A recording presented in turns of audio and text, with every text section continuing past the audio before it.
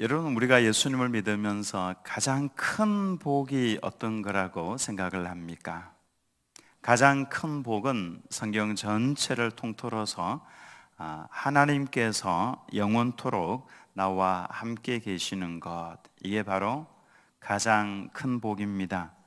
잠시만 함께 하는 것이 아니라 영원토록 주님 앞에 서는 그날까지 항상 함께 주님과 걸어가다가 주의 얼굴을 배울 때에 우리가 얼마나 기쁘겠습니까? 그런데 세상은 이것을 깨뜨리려고 하죠. 우리가 늘 하나님과 함께 걸어가면 항상 평강이 있을 것이고 늘 노래가 있을 겁니다. 또 형통할 수가 있겠죠. 세상은 성도가 그렇게 살아가지 못하도록 반드시 방해를 합니다. 이삭이 그랄에 거주할 때에 하나님께서 그와 함께 계시면서 복을 주셨죠. 근데 이 모습을 보고 있던 그 지역 사람들이 이삭을 보면서 시기하고 질투했습니다. 그래서 아버지 아브라함이 팠던 우물들을 흙으로 다 메워버렸죠. 아주 악한 짓입니다. 그리고 이삭을 미워해서 떠나라고 압력을 막 넣기 시작을 했습니다. 그래서 이삭이 판 우물들을 2번씩이나 빼앗아 갔죠. 성도들에게는 이 순간이 정말로 중요한 순간입니다. 왜냐하면 이 순간을 잘못 보내면은 그러면 성도로서의 정체성을 잃어버릴 수가 있습니다. 잘 보내게 되면은 계속해서 하나님과 더불어 동행하는 복된 삶을 누릴 수가 있는 것이죠. 이삭이 당연히 기분이 안 좋았습니다.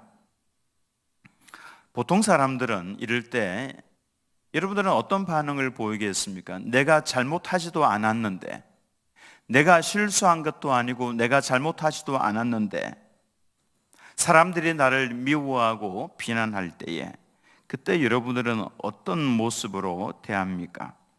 당연히 기분이 안 좋죠. 성도들도 사실은 이럴 때 보통 세상 사람들과 똑같이 반응을 보일 때가 많이 있습니다. 그래서 똑같이 미워하고 비난하고 불평하고 원망하고 얼굴 보지 않고 원수가 되는 겁니다. 근데 이삭은 어떻게 했습니까? 이삭은 그들과 더불어 싸우지 않고 브엘세바로 올라갔습니다. 그리고 그곳에서 아버지가 하던 것처럼 돌로 제단을 쌓고 그곳에서 제사를 지내며 즉 예배를 드리면서 여호와의 이름을 불렀다라고 말씀을 합니다. 정말로 이삭의 이 모습은요, 지혜로운 모습입니다. 여호와의 이름을 불렀다라고 하는 것은 여호와라고 하는 이름 속에는 신실하신 하나님, 또 약속을 지키시는 하나님, 이와 같은 의미가 들어가 있죠. 그래서 아브라함과 이삭이 여호와의 이름을 불렀다라고 하는 이 말 속에는 하나님, 제가 하나님만 믿고 여기까지 왔습니다. 이 땅을 저와 제 자손에게 주신다고 하셨고 제 자손이 모래와 같이 많도록 해주겠다라고 하신 그 약속 꼭 지켜주십시오.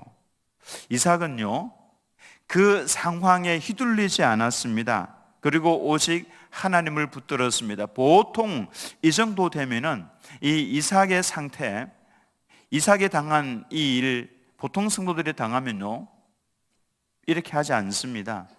더불어 싸우고 비난하고 원망하고 불평하고 다시는 난 거기 안 간다 막 이렇게 했을 겁니다만은 이삭은 그렇게 하지 않았었죠. 그 상황에 휘둘리지 않고 예배를 드리면서 여호와의 이름을 불렀습니다. 굉장히 중요한 겁니다. 한번 따라서 해보겠습니다. 여호와여. 우리가 만군의 여호와 하나님의 이름을 부를 수 있다는 것은요, 굉장한 복입니다. 그분의 이름을 부르면서 하나님의 도우심을 받을 수 있기 때문에 그런 것이죠. 우리가 꼭 기억해야 할 것이 있습니다.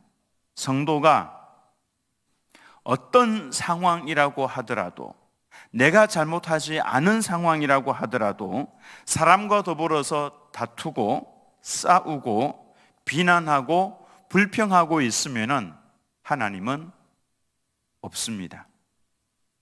하나님의 임재하심은 없고요, 당연히 거기에 응답도 없습니다.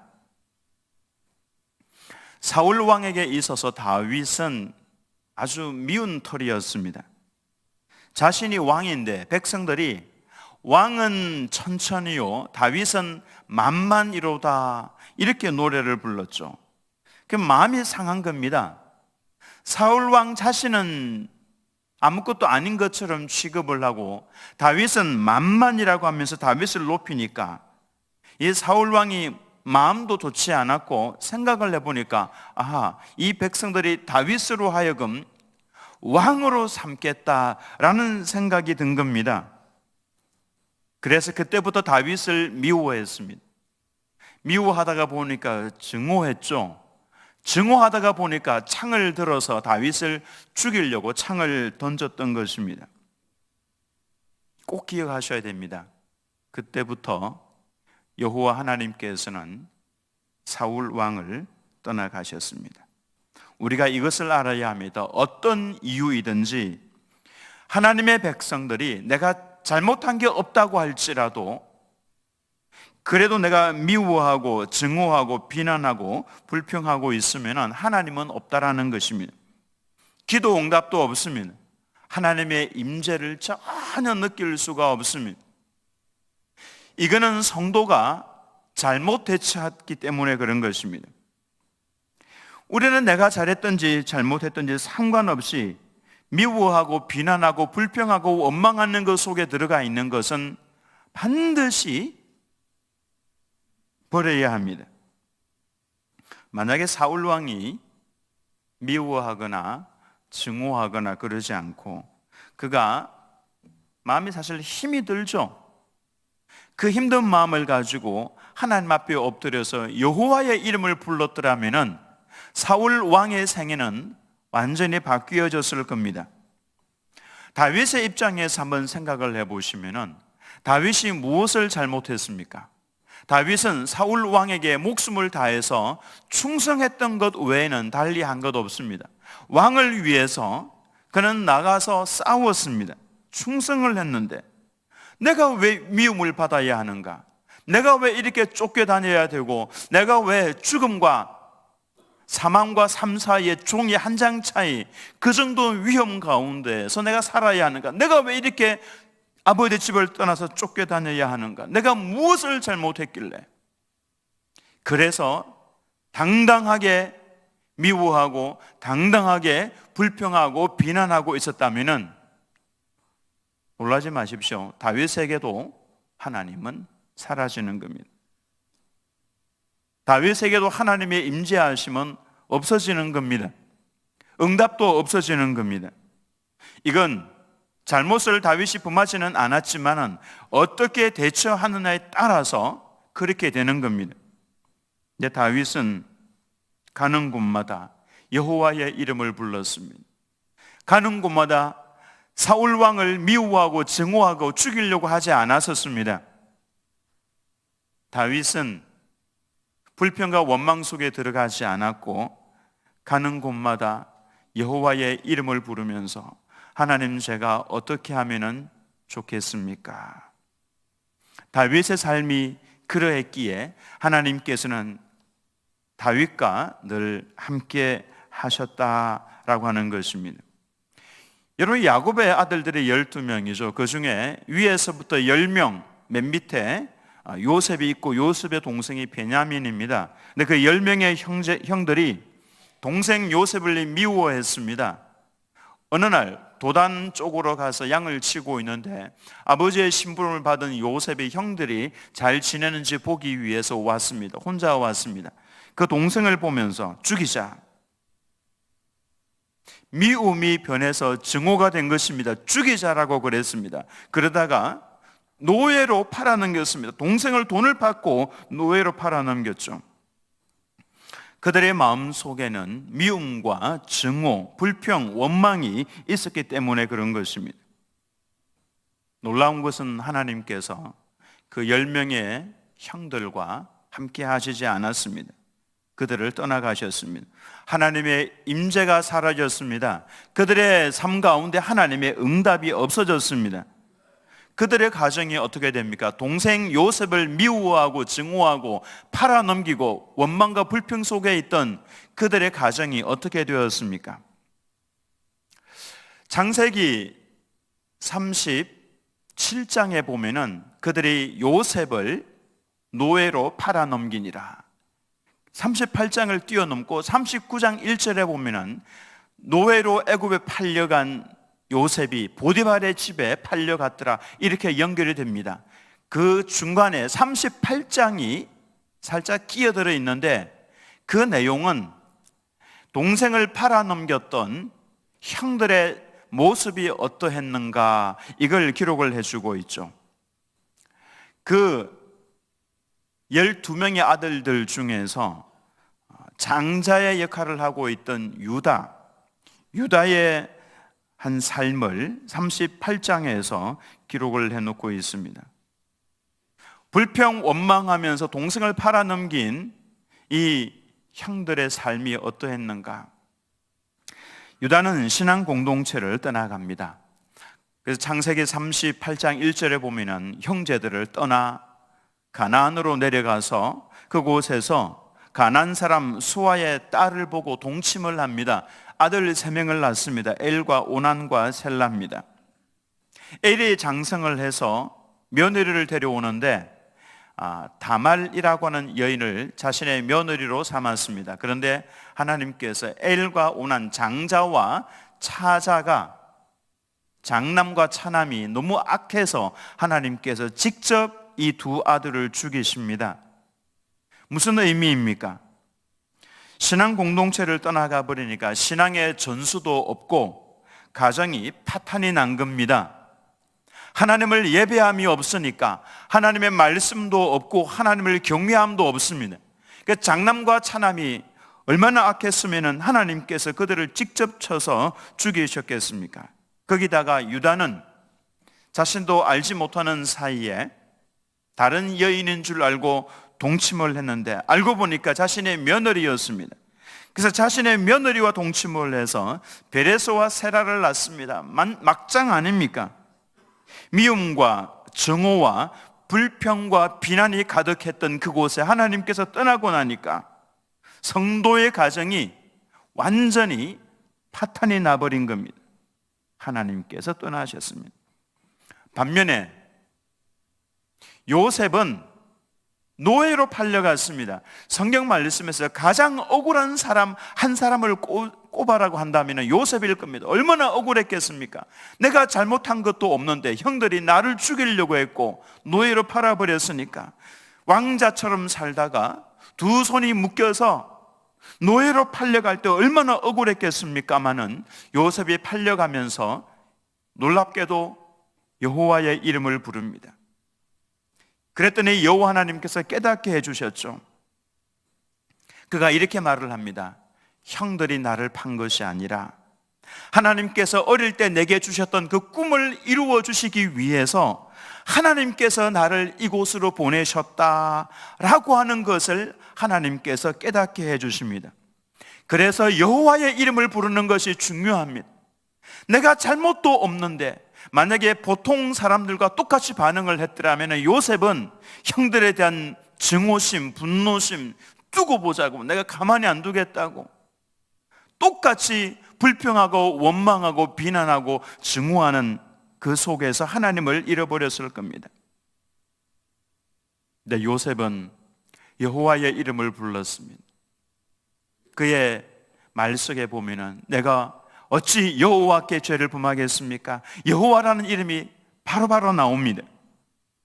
여호와의 이름을 불렀더니 형들을 미워하지 않고 용서하게 되었습니다. 그로 인해서 요셉에게 늘 따라다니는 한 표현이 있습니다. 창세기 39장 3절 말씀에 그의 주인이 요셉의 주인 보디발입니다. 보디발이 여호와께서 그와 함께, 즉 요셉과 함께 하심을 보며 여호와께서 요셉과 함께 하심을 그의 주인이 보았다 그랬습니다. 또 여호와께서 그의 범사에 형통하게 하심을 보았더라고 했죠. 나중에 요셉의 형들이 애굽의 곡식을 얻기 위해서 찾아오죠. 요셉은 형들에게 원수 갚을 수 있는 기회가 있었습니다마는 원수를 갚지 않습니다. 대신에 그들 앞에 밥상을 차려주죠. 밥상을 차려주면서 먹이고 마시우게 합니다. 우리는 이것을 꼭 기억을 해야 합니다. 성도는 아무리 정당하다고 하더라도 미워하고 증오하고 불평하고 원망하고 있으면은 그에게 하나님은 없습니다. 그에게 하나님의 임재하심이 보이지 않습니다. 하나님께서 함께 하시는 것을 어느 누구도 보지 못합니다. 나도 보지 못하고 내 주변에 있는 사람들도 나를 보면서 하나님께서 나와 함께 하시는 것을 볼 수가 없습니다. 어떤 기도의 응답도 없는 것입니다. 그러나 성도가 그와 같은 억울한 상황에서 예배를 드리며 여호와의 이름을 부르면 여호와께서 그와 함께 하시면서 깨닫게 해주시고 힘을 주신다라고 하는 것입니다. 저는 우리 드림교회 성도님들이 보통 사람들과 똑같이 그렇게 반응하지 마시고 그럴 때에 예배의 자리에 나와서 여호와의 이름을 부르시기를 예수님의 이름으로 축원합니다. 그러면 내가 하는 것이 아니라 여호와 하나님께서 나로 하여금 할 수 있는 길을 깨닫게 해주시고 열어주십니다. 그리고 그 사건에 대한 해석을 해주십니다. 요셉이 그래서 하나님께서 요셉과 함께 하시는 것을 사람들에게 보여주었던 것입니다. 브엘세바로 올라온 이삭에게 찾아온 사람이 있었죠. 그랄 왕 아비멜렉과 그의 친구 아후삭과 군대 장관 비골이 찾아옵니다. 아비멜렉이 누구입니까? 이 사람은 아주 나쁜 사람, 교활한 사람입니다. 자신은 드러나지 않고 사람들을 시켜서 이 이삭을 못 살게 굴었던 사람입니다. 자신은 드러나지 않고 그럴 목자들을 동원을 해가지고 이삭이 팠던 그 우물을 빼앗았던 사람입니다. 다툼을 일으킨 사람이죠. 이렇게 하면은 아비멜렉은 분명히 예상을 했을 겁니다. 이삭이 반응을 이렇게 보일 것이다. 분노하고 막 다투고 싸우고 막 그러면은 나가라고 이야기하려고 그랬는데 이삭이 반응을 다르게 보였습니다. 사실 이삭도 마음이 너무 힘이 들고 어려웠습니다. 왜냐하면 27절 말씀을 보면은 이삭이 그들에게 이르되 너희가 나를 미워하여 나에게 너희를 떠나게 하였거늘 어찌하여 내게 왔느냐. 이삭의 마음이 힘들었던 것을, 상처가 있었던 것을 이야기하고 있습니다. 그곳에 거주하는 동안에 서러움과 억울함이 있었다라고 하는 것이죠. 근데 이삭이 말없이 물러났습니다. 여러분, 아무리 억울하다고 할지라도 여러분이 보복하려고 하지 마십시오. 원수 갚는 것은 내 일이 아닙니다. 여러분이 꼭 기억하셔야 합니다. 내가 할 것은 원수 갚는 일은 하나님께서 하실 일이고 우리가 해야 될 것 따로 있습니다. 목사님 또 어려운 것, 할 수 없는 것 또 이야기하시네요. 우리가 어찌 원수를 사랑할 수 있습니까? 목사님 원수 사랑하라고 그러시는 거죠. 근데 사실 이거 제 말이 아니라 예수님의 말씀입니다.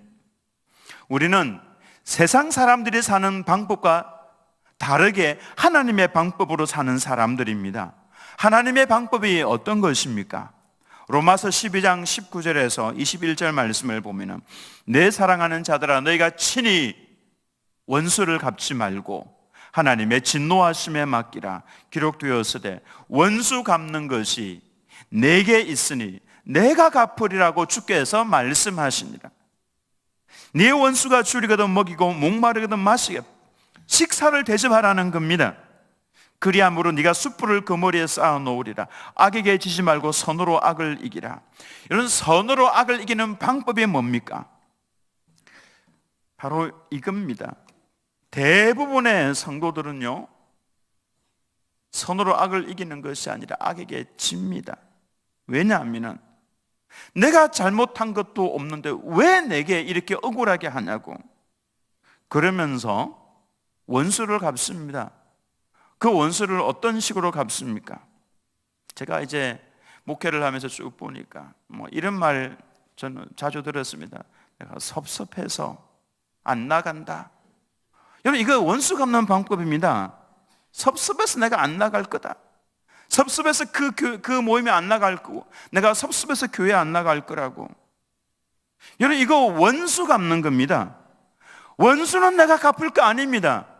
원수 갚는 것은 하나님께 맡기는 것이고, 나는 어떻게 해야 됩니까? 선으로 악을 이겨야죠. 여호와의 이름을 불러야 합니다. 한번 따라서 하겠습니다. 여호와여, 내 이 억울한 마음을 하나님 좀 돌아봐 주십시오 하면서 여호와의 이름을 부르는 겁니다. 그게 우리가 해야 될 일입니다. 그리고 하나님께서 마음에 여유를 주시면 이제 식사를 대접을 하는 겁니다. 식사를 대접하는 것으로 이제 그 일을 일단락 내는 것, 이게 악으로, 선으로 악을 이기는 방법입니다. 시편 35편 11절에서 13절 말씀, 내가 잘못하지 않았음에도 불구하고 억울한 일을 당했을 때에 불평 원망하면서 하나님의 임재를 사라지게 만들어버리는 이런 방법이 아니라 오히려 복을 받는 방법이 나와 있죠. 불의한 증인들이 일어나서 내가 알지 못하는 일로 내게 질문하며, 내가 알지도 못하고 내가 하지도 않았는데 이 불의한 증인들이 손을 들고 일어나서 네가 하지 않았느냐 막 그렇게 막 이야기한다라는 겁니다. 그래서 내게 선을 악으로 갚아 나의 영혼을 외롭게 하나. 나는 그들이 병들었을 때에 잘 됐다 그러지 않고요, 그들이 병들었을 때, 그 악한 불의한 증인들이 병들었을 때에 내가 굵은 베옷을 입으며 금식하여 내 영혼을 괴롭게 하였더니 내 기도가 내 품으로 돌아왔도다. 하나님, 저 사람 불쌍히 여겨달라고. 근데 그 사람을 어떤 식으로 내가 대했냐면은 35편 14절에 내가 나의 친구와 형제에게 행함같이 그들에게 행하였으며 내가 몸을 굽히고 슬퍼하기를 어머니를 곡함같이 하였도다. 야, 그 원수 같은 사람들이 몸이 들고 병이 들고 아파할 때에 나는 잘 됐다, 나한테 그렇게 하더니 꼬시고 잘 됐다, 이게 아니라 내 친구와 내 형제를 대하는 것 같이, 내 어머니를 대하는 것과 같이 그렇게 기도했다라고 하는 겁니다. 이 정도가 되면은 하나님께서도 그 사람 그냥 내버려 둡니다. 이 사람은 된 사람입니다. 정말로 된 사람입니다. 그래서 우리가 서로가 서로를 위해서 기도해 드릴 때에 정말 마치 내 형제처럼, 설령 그 사람이 내 마음을 아프게 한 사람이라고 할지라도 마치 내 형제처럼 위해서 기도해 주는 그 사람이 바로 예수님을 닮은 사람, 그 사람이 바로 예수님과 같은 사람이에요. 아니, 목사님 못합니다. 그거 어떡합니까? 저는 우리 성도님들에게 이 이야기 정말 많이 들었습니다.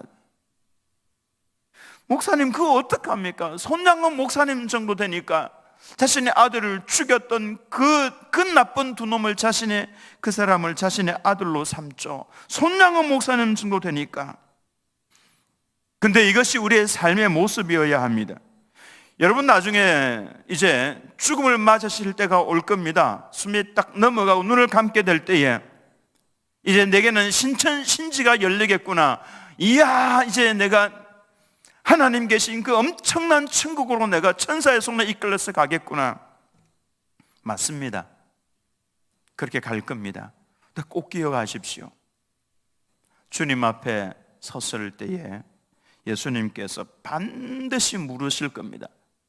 물론 이런 이야기 저런 이야기 아까 우리 목사님 찬송할 때 이야기하고 하셨지만은 사실 그런 얘기는 안 물어봅니다.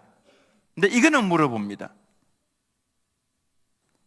새 계명을 너희에게 주노니 서로 사랑하라. 내가 너희를 사랑한 것과 같이 너희도 서로 사랑하라. 예수님께서는 예수님의 사역 전체를 모아서 그리고 성경 전체를 요약을 해서 딱 한 계명으로 만들어서 주셨습니다.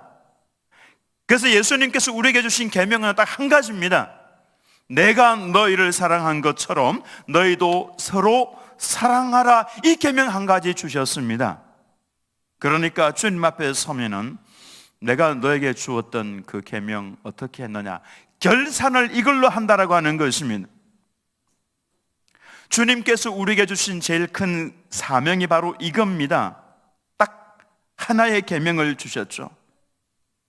내가 사는 동안에 절대로 잊어버려서는 안 되는 하나님의 말씀, 주님의 주신 사명, 바로 이 말씀입니다. 그러니 우리가 어찌 이 말씀을 나는 못해요, 나 못해요라고 하면서 뒤로 밀어놓을 수가 있겠습니까?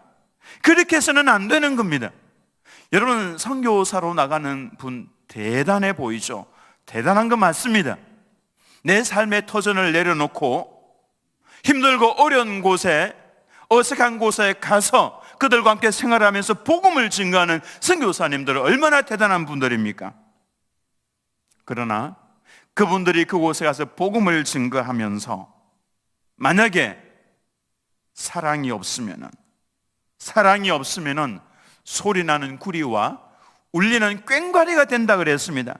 산을 옮길 만한 믿음이 있다고 할지라도, 여러분, 누가 산을 옮길 만한 믿음을 가지고 있겠습니까? 그러니까 엄청난 믿음 아닙니까? 근데 그 믿음이 있다고 할지라도, 천사의 방언을 하면서 기도한다고 할지라도 사랑 없으면 아무것도 아닙니다. 그 사람은 아무것도 아니라고 주님 분명하게 말씀을 하셨습니다. 그러니 주님께서 주신 이 세 계명이 얼마나 소중한 말씀이겠습니까? 이거 절대로 잊지 마시기 바랍니다. 나 저거 못하는 거 압니다. 그래서 여호와의 이름을 부르라고 하는 겁니다. 여호와의 이름을 부르면 여호와께서, 우리 안에 계시는 여호와 하나님께서 여유를 주십니다. 도와주십니다. 그래서 함께 식사 대접하면서 같이 식사할 수 있는 이와 같은 여유도 주신다라고 하는 것입니다. 그러니 당장 안 된다라고 말하지 마시고 목표의식을 딱 가지시기 바랍니다. 이걸 목표로 정하고 여호와의 이름을 부르면서 지내는 그 성도에게는 현세와 내세에 하나님께서 복을 주십니다. 아비멜렉이 이삭을 찾아와서 했던 말을 보면 28절에 그들이 이르되 여호와께서 너와 함께 계심을 우리가 분명히 보았으므로, 이렇게 말씀을 합니다. 여호와께서 너와 함께 계시는 것을 내가 분명히 보았다라고 말씀을 하죠. 왜 이런 표현을 합니까? 뒤에서 아비멜렉의 조종을 다 했거든요. 가서 우물 빼앗아라, 이곳에 살지 못하도록 막 압박을 넣어라. 분명히 그러면 반응을 보여야 되는데 반응을 보이지 않고 이삭을 가만히 보니까 여호와 하나님의 이름을, 예배를 드리면서 하나님의 이름을 부르고 있거든요. 이건 뭔가 잘못된 겁니다. 자신들이 보니까 내 생각과는 완전히 다르게 반응을 보이거든요. 그런데 이삭이 올라가서 예배를 드리면서 여호와의 이름을 부르는 그 모습을 딱 보면서 이 사람은 우리와 다른 사람이다.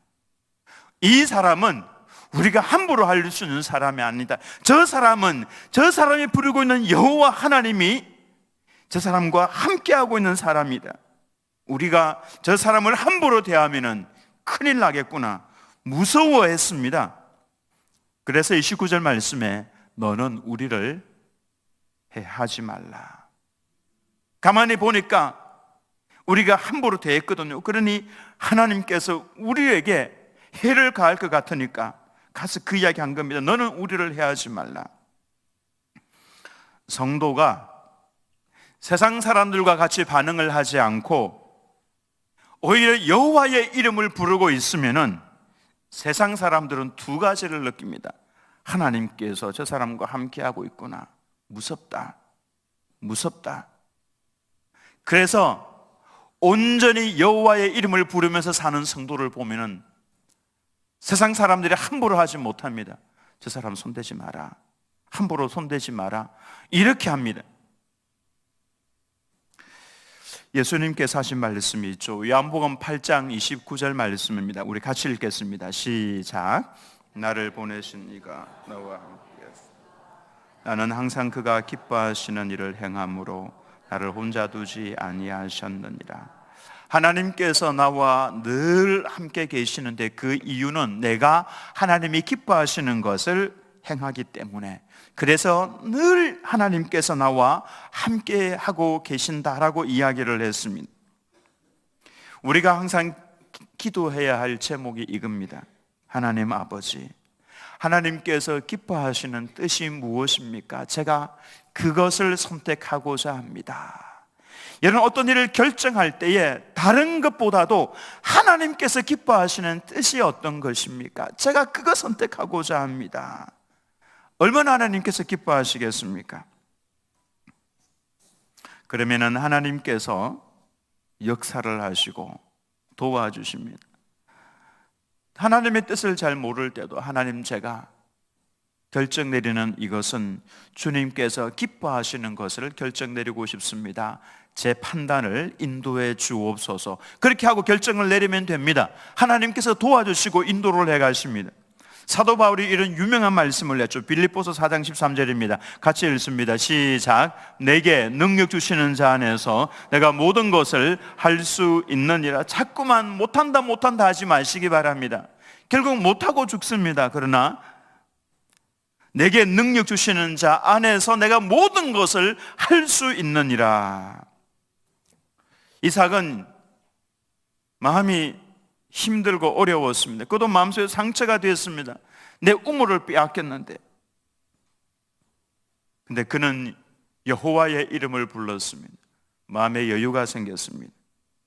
그래서 그 원수 같은 사람들 왔을 때 식사 대접해서 보냅니다. 이게 참 성도의 모습입니다. 31절에서 2절 말씀을 보면은 아침에 일찍 일어나 서로 맹세한 후에 이삭이 그들을 보내매 그들이 평안히 갔더라.